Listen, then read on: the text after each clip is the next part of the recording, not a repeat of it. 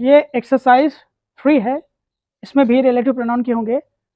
इतना डीप बताया जा रहा है, इतना डीप कि अगर आपने एक्सरसाइजेस कर लिया तो आपको प्रोनाउन से सिलेक्शन खत्म, हमेशा के लिए खत्म। तो शुरुआत करते हैं पहले सेंटेंस से। That man will not work must starve, कि वह व्यक्ति काम नहीं करेगा, भूखा रहेगा। तो अब यहाँ पर देखो, मैन है, मैन क्या है, एक पर्सन है। जब पर्सन हो तो रिलेटिव प्रोनाउन हु यूज होता है, ठीक है। That man who will not work must starve, साफ साफ है कि वह व्यक्ति जो मेहनत नहीं करता या नहीं करेगा, भूखा रहेगा। Next, such a man he should be honoured, ऐसे व्यक्ति को सम्मान मिलना चाहिए। तो अब यहाँ पर देखो, अब कुछ ऐसी कंडीशंस आती हैं कि रिलेटिव प्रोनाउन में देखिए सच है, अभी जब सच वर्ड आ जाता है तो उसके साथ हम सच एज लगाते हैं। क्या लगाते हैं? सच एज, यानी कि ऐसा व्यक्ति, as he should be honoured, जिसे सम्मान दिया जाना चाहिए।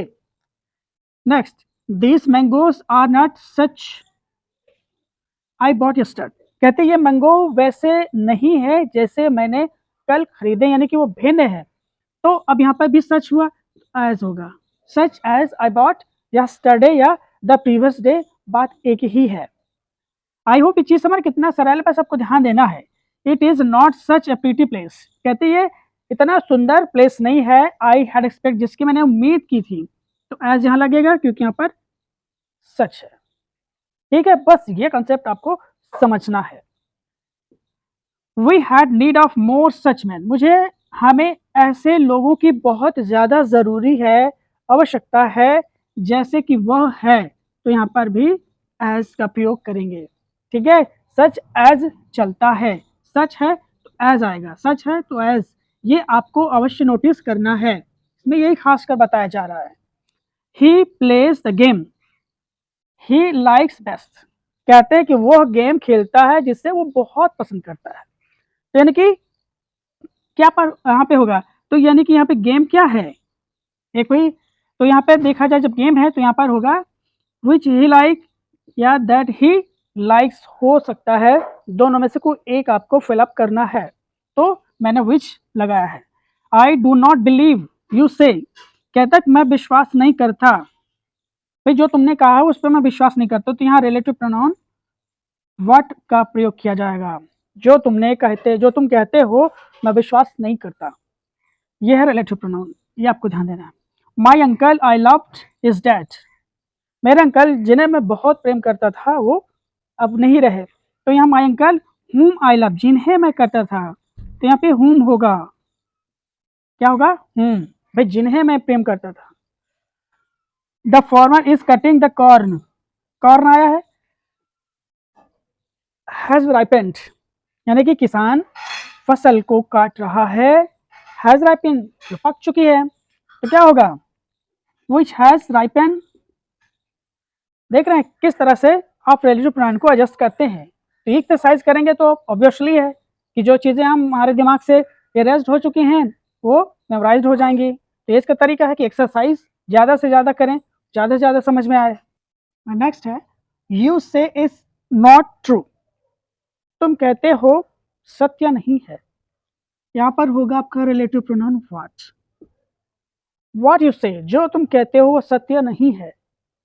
A lady I know nurse the child, यानी कि वो लेडी मैं जानता हूँ बच्चे को पाला है, पोषा है। तो यहाँ पर whom I know होगा, जिन्हें मैं जानता हूँ, क्या होगा, ए लेडी whom I know, वो महिला जिन्हें मैं जानता हूँ उसने बच्चों को पाला। तो यहाँ पर आपका रिलेटिव प्रोनाउन whom का यूज होगा। He says, he means and means he says। अब यहाँ पर देखो, he says what he means, जो उसका मतलब है, जो उसका अर्थ है, जो उसका आशय है, जो उसका तात्पर्य है, and means what he says, दोनों तरफ रिलेटिव प्रोनाउन व्हाट का यूज करेंगे। प्लीज यू विल प्लीज मी, मतलब प्लीजेस यू विल प्लीज मी, यानी कि आपको खुश करता है तो मुझे भी खुशी मिलेगी। तो यहाँ पर भी रिलेटिव प्रोनाउन व्हाट आएगा, व्हाट प्लीजेस यू, जो तुम्हें खुशी देती है, आनंद देता है, वो तुम्हें प्रसन्नता देगी, मुझे भी। I gave it to the man I saw there, मैंने I gave it to the man, मैंने उस आदमी को दिया। whom आई सा देयर, यहाँ पर whom होगा, जिन्हें मैंने देखा था वहां। ठीक है। I know you are seeking, मैं जानता हूं तुम किसे खोज रहे थे, इसमें भी whom का प्रयोग किया जाएगा। whom you are seeking, जिन्हें तुम खोज रहे हो। You have not bought the book, उस किताब को तुम नहीं लाए हो। आई आस्क फॉर, जिसे मैंने कहा था, तो यहाँ पे दैट भी लगाइए। Only he bears the burden knows its weight, कहते वह व्यक्ति जो भार को सहता है वही उसका वजन जानता है। तो यहाँ पर भी हम दैट का प्रयोग करेंगे। ठीक है, कि यहाँ पर ओनली आया है, ओनली आता है तो वहाँ पे हम दैट का प्रयोग करते हैं, ये आपको ध्यान देना है।